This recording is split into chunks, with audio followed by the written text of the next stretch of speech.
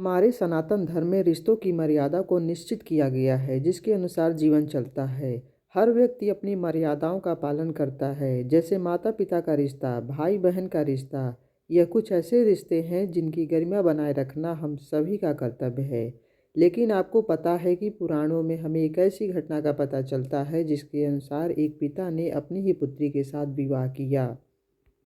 यह कहानी सप्त ऋषियों में से एक महर्षि अगस्त्य की है। पौराणिक कथाओं के अनुसार एक बार अगस्त्य ऋषि स्वर्गलोक से यात्रा कर वापस लौट रहे थे। तभी उन्हें रास्ते पर एक पेड़ पर कुछ बुजुर्गों को लटके हुए देखा। उन्हें देखकर अब महर्षि अगस्त्य आश्चर्यचकित हो गए और सोचने लगे इन्हें पेड़ पर किसने लटकाया होगा। उनके मन में यह जानने की इच्छा होने लगी कि यह लोग कौन हैं। महर्षि अगस्त्य ऋषि यह जानने के लिए उस पेड़ पर लटके हुए बुजुर्गों के पास चलने लगे और वहां पहुंचकर उन बुजुर्ग लोगों से पूछा, हे पुण्य आत्मा, आप लोग कौन हैं और आपकी स्थिति ऐसी क्यों है। इस पर वे लोग उत्तर देते हुए बोले, हे वत्स, हम तुम्हारे पूर्वज हैं। तुम्हें एक पुत्र की प्राप्ति हो, इसलिए हम लोग पेड़ पर उल्टा लटक रहे हैं। यदि हमारी मनोकामना पूरी हो गई तो हम लोग इस कष्ट से मुक्त हो जाएंगे और हमारे पुण्य फलों में वृद्धि होगी। फिर हम लोग स्वर्ग की यात्रा शुरू कर सकेंगे। अपने पितरों के मुख से यह शब्द सुनकर अगस्त ऋषि उनकी मुक्ति के लिए शादी करने को तैयार हो गए। उन्होंने अपने पितरों से कहा, हे पितृगण, मैं आपकी मुक्ति के लिए पुत्र को जन्म दूंगा। और वह अपने आश्रम की ओर चल दिए अब और अपने उचित संगनी खोजने लगे। किंतु काफ़ी खोजने के बाद उन्हें ऐसी कन्या नहीं मिली जिससे वह विवाह कर सके। फिर अगस्त ऋषि ने सोचा वह स्वयं ही एक कन्या का निर्माण करेंगे जो सुंदरता और बुद्धि में अपरंपार हो। फिर अगस्त ऋषि ने उस कन्या की उत्पत्ति के लिए विभिन्न वनस्पतियों और पशुओं के सबसे सुंदर अंगों को एकत्रित करना शुरू किया, जैसे हिरनी से नेत्र लिए और चीते से हृदय, गर्दन की रचना हंस से और पंखों से कोमलता ली। और इस तरह ऋषि अगस्त कन्या की रचना के काफ़ी निकट पहुंच गए थे। तभी उनकी नज़र विदर्भ राज्य के राजा पर पड़ी। विदर्भ के राजा अपने पत्नी के साथ भगवान के सामने पुत्र प्राप्ति के लिए कामना कर रहे थे, क्योंकि वह निसंतान थे। अगस्त ऋषि ने अपने मन में सोचा कि मैं जिस कन्या का निर्माण करने जा रहा हूँ उसे एक शिशु रूप दे दूँ, जिससे इस राजा की भी कामना पूरी हो जाएगी। फलस्वरूप उस कन्या की उत्पत्ति शिशु रूप में हुई। इस कन्या की उत्पत्ति में बहुत सारी वनस्पति और प्राणियों की हानि हुई थी, इसलिए इस कन्या का नाम लोपामुद्रा रखा गया था।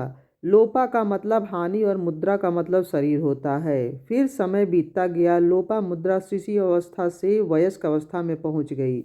उसके पिता को उसकी शादी की सोच रहे थे, तभी उनके महल में महर्षि अगस्त ऋषि आ गए। अगस्त ऋषि को देखकर विदर्भ के राजा ने उन्हें प्रणाम किया और बैठने के लिए उचित आसन दिया और पूछा, महर्षि आप किस उद्देश्य से यहाँ आए हैं। तब महर्षि ने राजा से कहा, राजन, मैं आपकी पुत्री का हाथ मांगने आया हूँ। महर्षि की बातें सुनकर राजा और उनकी पत्नी दोनों ही अचंभित हो गए और सोचने लगे कि हमने जिस पुत्री को इतने राजसी सुखों के साथ पाला पोसा है उसे भला एक सन्यासी को कैसे सौंप दे। पर उनके मन में कहीं न कहीं भय भी था।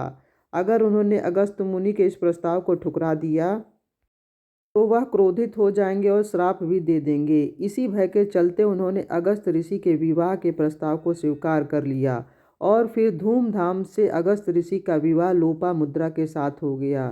विवाह के बाद महर्षि अगस्त लोपामुद्रा को आश्रम में लेकर आए। वहां पहुंचकर महर्षि लोपामुद्रा से बोले, सुंदरी, अभी तक तुमने अपने जीवन में राजसी सुख देखा है, किंतु अब तुम्हें इन सुखों का त्याग करना होगा और जो कीमती वस्त्र तुम पहन कर आई हो उन सब का भी त्याग कर एक सन्यासिन की तरह ही अपना जीवन व्यतीत करना होगा। लोपामुद्रा ने भी महर्षि की बात मान ली और ऐसा ही किया। दोनों एक दूसरे का आदर करते थे। जब महर्षि अपनी तपस्या में लीन रहते तब लोपामुद्रा अपने पति की सेवा में लगी रहती। एक दिन लोपामुद्रा आश्रम के पास ही एक नदी में स्नान कर रही थी। तभी अगस्त ऋषि की दृष्टि लोपामुद्रा पर पड़ी। उस समय लोपामुद्रा साक्षात देवी रति प्रतीत हो रही थी। उसकी सुंदरता से मोहित होकर महर्षि अगस्त के अंदर काम वासना जागृत हो गई। वह लोपामुद्रा के पास गए और अपनी विषय भोग करने की अभिलाषा को बताया।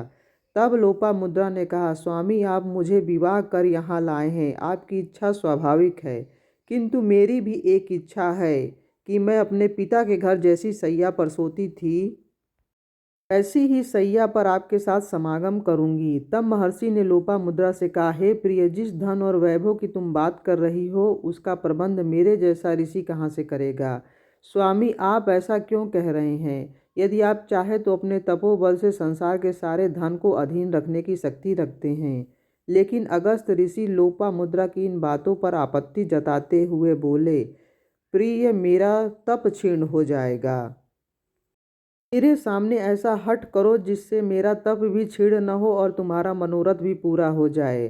परंतु लोपामुद्रा नहीं मानी और हठ करने लगी कि समागम तो राजसी सैया पर ही करेगी। अंत में हार मानकर महर्षि लोपामुद्रा की इच्छा को पूरा करने के लिए निकल पड़े। उस समय पृथ्वी पर सबसे धनी शासक दानव राजा इत्वल के पास पहुँचे। उन्होंने अपना मनोबल राजा इत्वल के सामने व्यक्त किया। दानवराज ने महर्षि को यथोचित दान दिया और अपने मनोरथ को पूरा होता देख लोपामुद्रा बहुत प्रसन्न हुई और महर्षि अगस्त के साथ समागम किया। इन दोनों के समागम से 7 वर्ष बाद एक पुत्री का जन्म हुआ।